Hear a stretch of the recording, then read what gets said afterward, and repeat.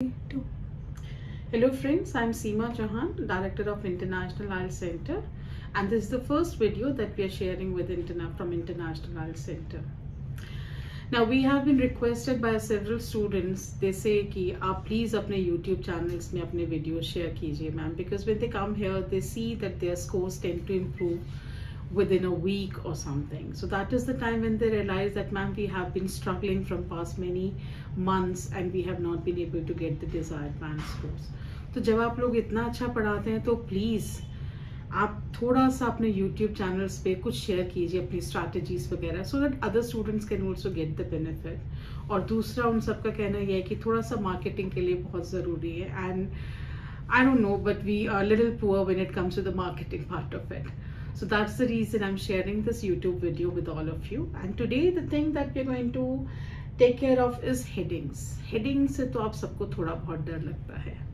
The reason behind this fear is headings में 6 to 7 sentences होते हैं इंग्लिश पे, जहाँ पर लैंग्वेज भी थोड़ी डिफिकल्ट है और थोड़े डिफिकल्ट वर्ड्स भी हैं. So that tend to really baffle you and you feel कि ये तो मुझसे नहीं हो पाएगा. That is going to be very very difficult. And the purpose behind heading is that out of these 6 to 7 sentences, you have to see what is writer's motive and then search a heading out of the given list and then get the correct answer out of it. So that tend to confuse you and make it more difficult for most of the students. So today I'll be helping you out in this video, wherein you will be able to solve your heading questions in a much better way.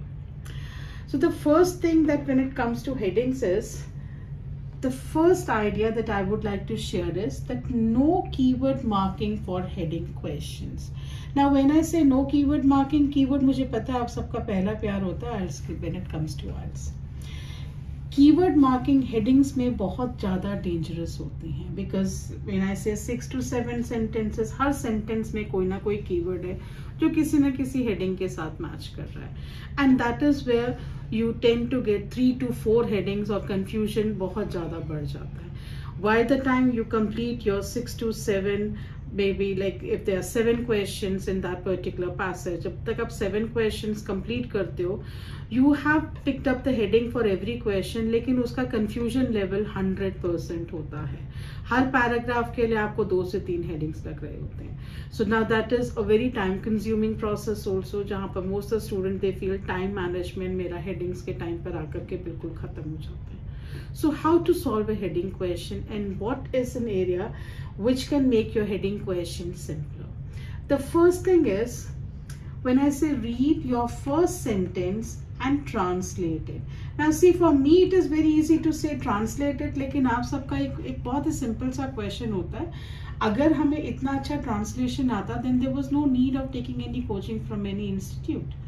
Because if we know English, we should be easily able to solve a heading question. तो translation का मतलब मेरे लिए ये नहीं है कि आपको सारे वर्ड्स का मीनिंग है. ट्रांसलेशन का मतलब सिर्फ इतना होता है कि you should be able to at least translate the preposition and helping verbs in that particular sentence. तो जो words हैं उनके बीच का रिलेशन आपको समझ में आना चाहिए कि इन words के थ्रू राइटर मोटा मोटा क्या बताना चाह रहा है. Now that is first sentence को एक importance देना बहुत ज़रूरी है, because first sentence will give you a window. at least वहाँ 3 से 4 चीज़ के बारे में बात हो रही है, उन्हीं में से किसी एक के पीछे राइटर का मोटिव छुपा होता है. Next when it come, read second sentence and check connectivity. Second sentence जब आप रीड करते हैं तो उस टाइम पर एटलीस्ट फर्स्ट सेंटेंस के साथ में आपको कुछ ना कुछ कनेक्टिविटी जरूर मिलेगी. आपको ये समझ में आ जाएगा राइटर मुझे क्या बताना चाह रहा है. फॉर एग्जाम्पल, सपोज एक सेंटेंस बोल रहा है the newspaper production has come a long way. When we read this sentence, newspaper production एक बहुत लंबा रास्ता तय करके आगे आ गया है, कुछ इस तरह का. तो उस सेंटेंस को रीड करने के तुरंत बाद एटलीस्ट हमारे को एक एंटिसिपेशन होती है कि नेक्स्ट सेंटेंस मुझे ये बताएगा कि पहले कैसे बनते थे न्यूज़पेपर और अब क्या चेंजेस हैं. एटलीस्ट आपको एक एंटिसिपेशन जब आता है तो आपको पता है नेक्स्ट सेंटेंस को रीड करने के लिए आपके पास एक मोटिव हो जाता है. थोड़ा सा मैं इसमें डिटूर लूंगी. जब आप सपोज कोई नॉवल पढ़ रहे हैं, कोई भी मैगजीन पढ़ रहे हैं, वहां पर आपको 2 से 3 बार पढ़ने की जरूरत नहीं पड़ती. When you're reading it in a flow, you tend to understand every bit of it. Reason क्या होता है? Because every sentence creates an anticipation and that creates, और वो ही आपके लिए एक मतलब you tend to enjoy that part of reading. तो similar enjoyment we can get when we are reading a heading questions also. जब आप नेक्स्ट सेंटेंस से कनेक्ट करते हैं, at least you tend to understand writer बताना क्या चाह रहा है. Next, once you get the direction in which the paragraph is proceeding, it becomes easier for you to quickly read the full paragraph, because आपने इसमें क्या करना है, आपने इसमें मेजरली आपने full paragraph में देखना है writer is trying to tell you the same thing which your first and second sentence were trying to communicate. That is, आपको कनेक्टिविटी किस चीज से देखनी पड़ेगी, वहां पर आपके कुछ प्रोनाउंस होंगे, कुछ आपके डेमोन्स्ट्रेटिव वर्ड्स होंगे which are actually connecting it with the previous sentences. जैसे फॉर एग्जांपल दीज एरियाज, या फिर उन्होंने बोला इट, या कोई भी प्रोनाउन बोल देते हैं.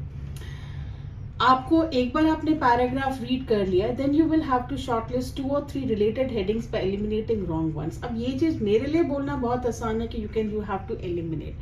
रीजन क्या है कि पैराग्राफ हमें समझ में आएगा, लेकिन when you are doing it तो आपको हर हेडिंग किसी ना किसी सेंटेंस से मैच करती हुई नजर आएगी. So that is an area where you will feel कि मेरे को तो अभी भी 3 से 4 हेडिंग्स ही मिल रही हैं, what is benefiting me.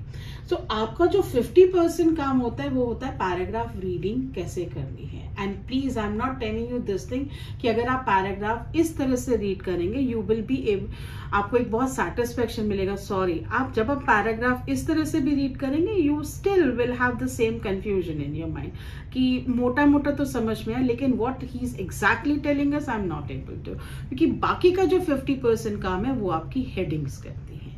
So today the main purpose of this YouTube video was कि आपको एटलीस्ट ये बताया जाए कि पैराग्राफ को रीड कैसे करना है.